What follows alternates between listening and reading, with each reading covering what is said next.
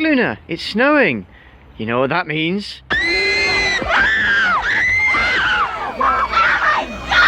We came here at 6 o'clock in the morning, 5:30. Snow. And all they do is push you farther and farther away.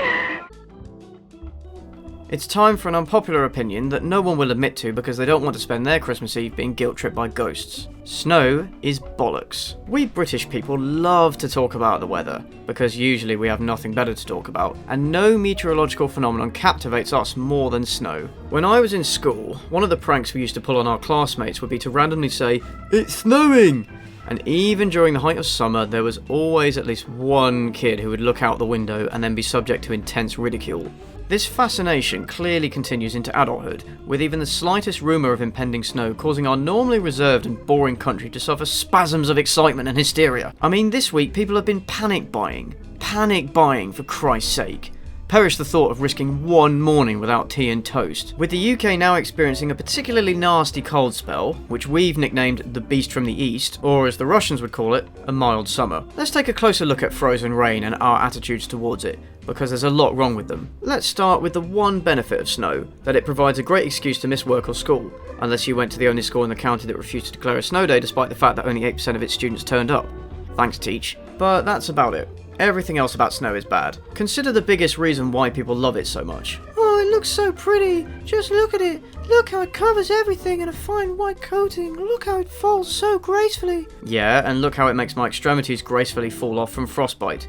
So pretty. There may also be a really uncomfortable undertone to the sentiment that classifies white things as prettier, but I'll leave that for the comments section to decide. But you can play in the snow. True. You can have snowball fights. You can go ice skating, or sledding, or snowboarding, or skiing, if you live in the mountains or aren't poor, obviously. And you can build a snowman, which is kind of fun, until it melts and reminds you of the inevitable decay of all things and the pointlessness of your earthly endeavours. Yes, you can play in the snow all day.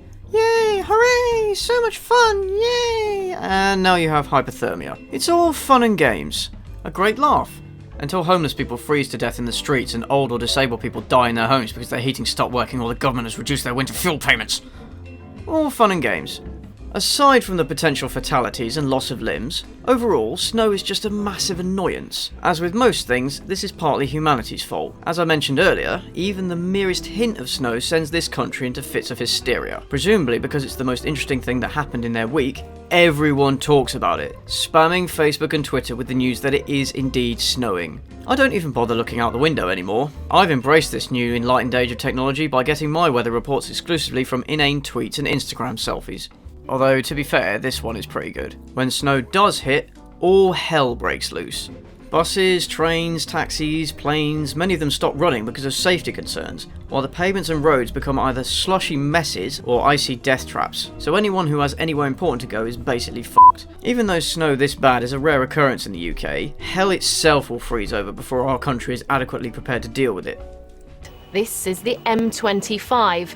At one stage, there was a 32-mile-long tailback. I've been here 15 hours, but I heard people have been here for 16 hours over sort of 2 or 3 hours ago. So graceful. If it won't melt, this snow has to be dealt with manually, which is a right pain in the arse. A couple of months ago, when we had more snow than we've had in as far as I can remember, I had to shovel snow off my driveway for the first time in my life. Have you ever tried to shovel snow? It's way harder than it looks in movies. It's tiring, it's inconvenient, and ultimately it's bullshit.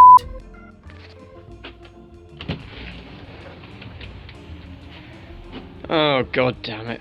Even if all this weren't true, most of the time snow is a bigger letdown than Lance Armstrong. We always hope that winter will bring some snow, especially at Christmas, which we always wish to be a white one. Not only is this the ultimate first world problem, the result of not having to deal with frequent bouts of army destroying blizzards, but it sets you up for disappointment when the climate inevitably refuses to adhere to your wishes. The problem is that our expectations of snow are way too high. I mean, when it does snow, most of the time there's not enough to do anything with. It doesn't build up or stay hard, it just sits there looking sloppy and useless for half an hour. We can't be satisfied with only 2 inches. We need more to play around with.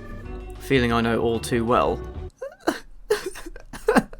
So to wrap this up before it gets any darker, we need to get over our obsession with snow, because it's rubbish. To be serious for one moment, aside from the usual excuses for indulging in vanity and exhibitionism, some of the stuff I've been seeing online about the beast from the east is a bit scary. I mean, is that a tornado? A f***ing tornado?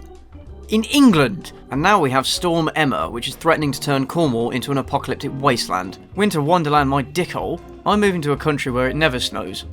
Let's see, how about Australia? Perfect. Yeah, never mind. So this cold spell is the result of wind coming over from Siberia. Is this the latest dastardly scheme by Putin to weaken our democracy? Or is this, as some nutter will inevitably claim, God's punishment for tolerating the gays? What do you guys think? Let me know in the comments. And if you enjoyed listening to me ruin this beloved phenomenon, subscribe to see me take a dump on more things. Metaphorically at least, I ain't about that life anymore.